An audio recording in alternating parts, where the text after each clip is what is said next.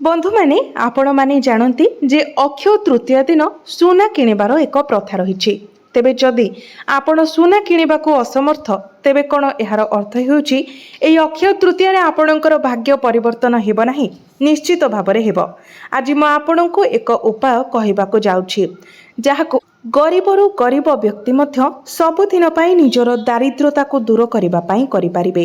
अक्षय तृतीया 2026 एक विरल एवं शुभ महाजागतिक संचमता प्रदान करुछि। एक मुहूर्त जहाँ हजार हजार वर्ष रे केवल थरी आसी थाए।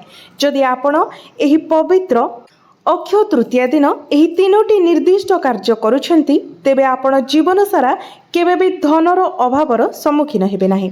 बंधु माने मो आजिरो एही भिडियो रे अक्षय तृतीया दिन शुभ सुना किणिबा पाई शुभ समय प्रकाश करिबी एवं जदि आपण सुना किणी पारु नाहंती तेबे एही दुईटी निर्दिष्ट जिनिस आपण एही समय रे किणंतु।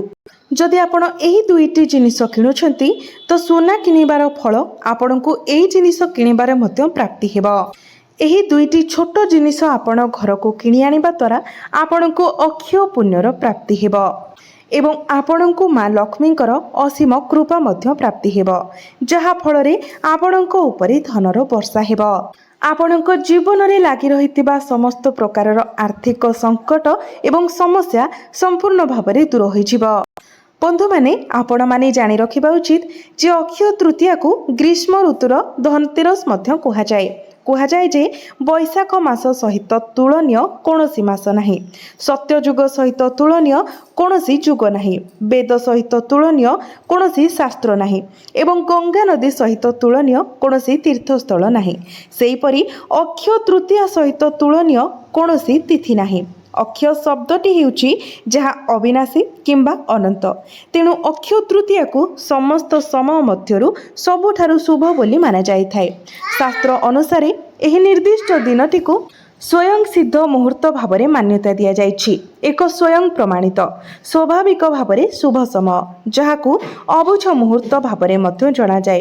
अक्षय तृतीया रे सुना रूपा एवं समान मूल्यवान जिनिस क्रय करिबा सुख एवं समृद्धि आकर्षित करिबा पई अत्यंत शुभ बोली माना जाइथाए। एही दिन सुना रूपा हीरा मुक्ता रत्नपथर किंबा अन्य कोनोसी मूल्यवान जिनिस क्रय करिबा द्वारा अक्षय आध्यात्मिक पुण्य एवं लाभ प्राप्ति होइथाए।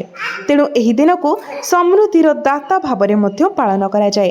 तो बंधु माने 2026 मसीह रे अक्षय तृतीयार समस्त शुभ मुहूर्त विषय रे कहिबे। बैशाख मासर शुक्ल पक्षर तृतीया तिथि 19 एप्रिल 2026 सकाळ 10:49 रु आरंभ हेउछि एवं 20 एप्रिल 2026 सकाळ 7:27 रे समाप्त हेउछि।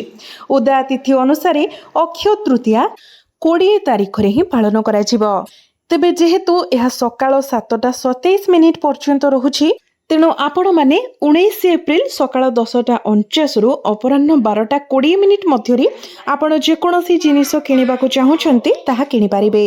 एही शुभ अवधिर मोट अवधि प्राय 1 घंटा 32 मिनिट हेबो। एहा व्यतीत अक्षय तृतीया रे सुना किणिबा पई शुभ समय 19 एप्रिल 2026 सकाळ 10:49 रु 20 एप्रिल 2026 सकाळ 7:27 पर्यंत रहिबो। एही शुभ समयर मोट अवधि प्राय 20 घंटा 38 मिनिट हेबो। एही शुभ समय मध्यरे आपण सुना रूपा किणी पारिबे किंबा अन्य कोनोसी प्रकारर किणा किणी करि पारिबे। तेबे बंधु माने मु पूर्वरु ही आपनको कहि सारिथिली जदि आपण सुना किणिबाकू समर्थ नुहंती तेबे आपनको चिंता करिवार कोनोसी आवश्यकता नाही, कारण आपण समस्ते सुनार वर्तमानर बजार दर विषय भल भाव जानती। एहाको दृष्टि रखी आपण निश्चित भाव केवल 1 टंका मूल्यर एही निर्दिष्ट जिनिस किणी पारिबे, जहा मु आज एही भिडियो रे आपनकू कहिबाकू जाउछि। एहा व्यतीत ध्यान दियंतु जे राहु काल नामरे जणाशुना समय मध्य एही दिन आरंभ हेउछि। एहा संध्या 5:12 रु 6:49 पर्यंत रहिबो। जेपरि आपण समस्ते जानती राहु काल को अत्यंत अशुभ समय भावरे जना जाए। तेणु राहु काल समय आपण कोनोसी शुभ कार्य करिबा, कोनोसी क्रय करिबा किंबा कोनोसी पूजा पाठ करिबारु दूरे रहिबा उचित। एही दिनटी दान एवं धार्मिक कार्य पई विशेष महत्व रखे। अक्षय तृतीया को स्वाभाविक भावरे शुभ भावरे विवेचना करा जाए, जहाँ आमको जेकोसी प्रकारर शुभ किंबा आनुष्ठानिक पूजा करने को अनुमति दिए। ଏହି ଦିନ ଯଦି ଆପଣ ଇଚ୍ଛା କରନ୍ତି ତେବେ ଆପଣ ବିଭିନ୍ନ ଶୁଭ ମାଙ୍ଗଳିକ କାର୍ଯ୍ୟ ଯେପରିକି ଗୃହ ପ୍ରବେଶ, ମୁଣ୍ଡନ କିମ୍ବା ବିବାହ କୌଣସି ପୁରୋହିତଙ୍କ ପରାମର୍ଶ ବିନା କରିପାରିବେ।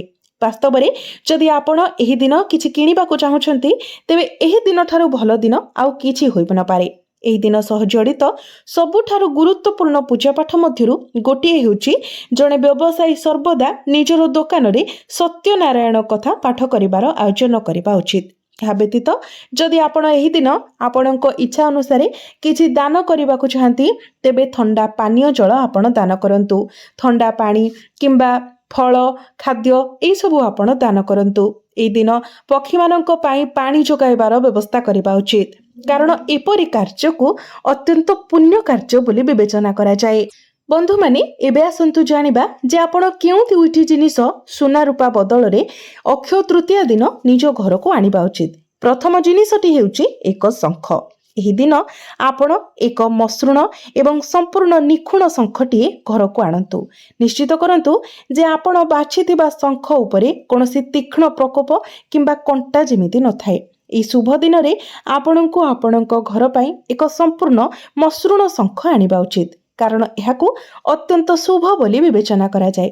ଏହା ବିଶ୍ୱାସ କରାଯାଏ ଯେ ଶ୍ରୀହରି ବିଷ୍ଣୁଙ୍କର ଦିବ୍ୟ ଉପସ୍ଥିତି ଯେକୌଣସି ଘରେ ବାସ କରନ୍ତି ଯେଉଁଠାରେ ଶଙ୍ଖ ଥାଏ, ଏବଂ ଏପରି ଘରେ ମା ଲକ୍ଷ୍ମୀ ତାଙ୍କର ବାସସ୍ଥାନ ମଧ୍ୟ ସ୍ଥାପନ କରନ୍ତି। ଏବେ ଦ୍ୱିତୀୟ ଜିନିଷଟି ହେଉଛି ଏକ ହଳଦୀ ଗଣ୍ଠି କିମ୍ବା କିଛି ହଳଦିଆ ସୋରିଷ।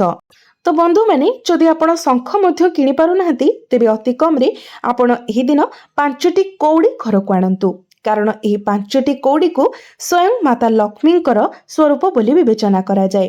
କଉଡ଼ି ପାରମ୍ପରିକ ଭାବରେ ଦେବୀ ଲକ୍ଷ୍ମୀଙ୍କର ଭଉଣୀ ଭାବରେ ସ୍ୱୀକୃତି ପ୍ରାପ୍ତ, କାରଣ ସମୁଦ୍ର ମନ୍ଥନ ସମୟରେ ମା ଲକ୍ଷ୍ମୀଙ୍କ ସହିତ କଉଡ଼ି ମଧ୍ୟ ଆବିର୍ଭାବ ହୋଇଥିଲେ। ତେଣୁ ଏହିଭଳି ଶୁଭ ଦିନଗୁଡ଼ିକରେ ଆପଣ ଘରକୁ କଉଡ଼ି ନିଶ୍ଚିତ ଭାବରେ ଆଣନ୍ତୁ ଏବଂ ସେହି କଉଡ଼ିକୁ ମା ଲକ୍ଷ୍ମୀଙ୍କ ସମ୍ମୁଖରେ ରଖି ପୂଜା କରନ୍ତୁ। ତାପରେ ଆପଣ ତାକୁ ଏକ ହଳଦିଆ ରଙ୍ଗର କପଡ଼ାରେ ବାନ୍ଧି ପୁଟୁଡ଼ି କରି ନିଜର ଧନ ରଖୁଥିବା ସ୍ଥାନରେ ରଖିଦିଅନ୍ତୁ। ଆପଣଙ୍କ ଘରେ ମା ଲକ୍ଷ୍ମୀଙ୍କର ସ୍ଥାୟୀ ବାସ ହେବ ଏବଂ ଘରକୁ ଟଙ୍କା ଆସିବାର ଅନେକ ମାର୍ଗ ମଧ୍ୟ ଖୋଲିଯିବ।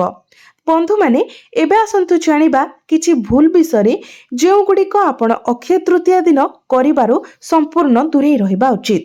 ଅକ୍ଷୟ ତୃତୀୟା ଦିନ ଆପଣ କୌଣସି ବି ଆର୍ଥିକ କାରବାରରେ ଲିପ୍ତ ହେବା ଉଚିତ ନୁହେଁ, ଅଜାଣତରେ ମଧ୍ୟ।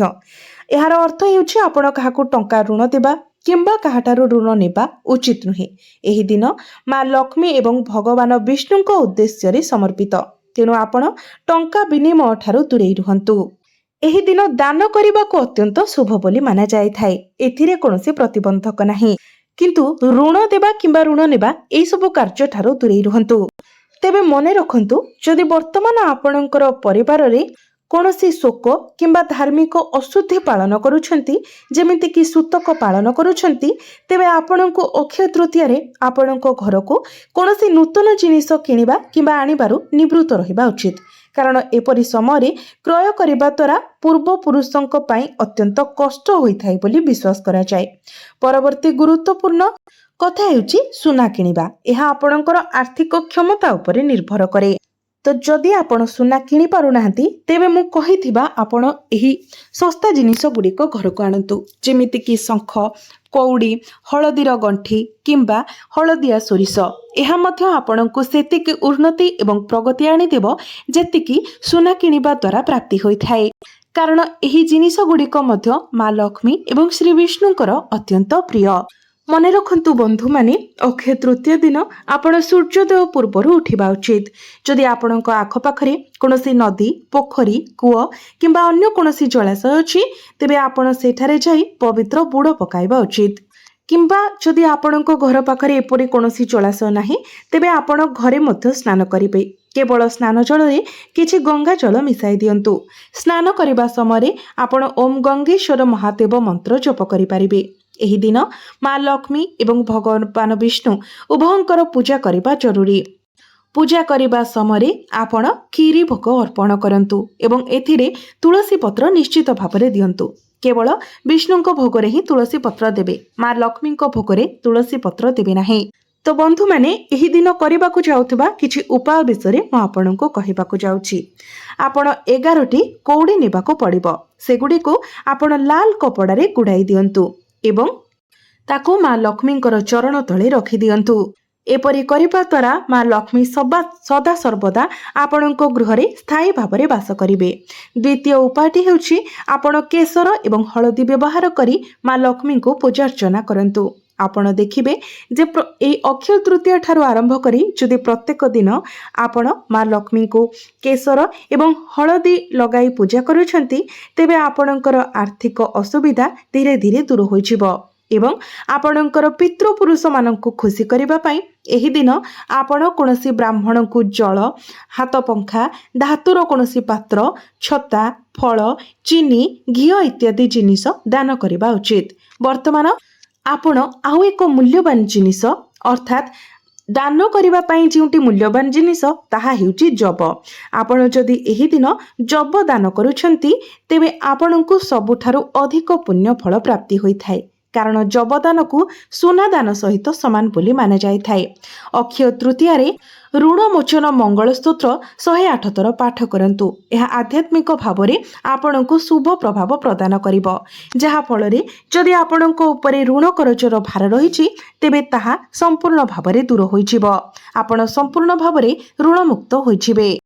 तेबे बंधु माने मोर एही भिडियोटी जदि आपण माननकु भलो लागि थाए तो भिडियोटी को लाइक करी चैनल टी को सब्सक्राइब करि देबे एवं कमेंट बॉक्स रे भक्ति एवं श्रद्धार सहित जय श्री विष्णु जय माँ लक्ष्मी निश्चय लिखिबे।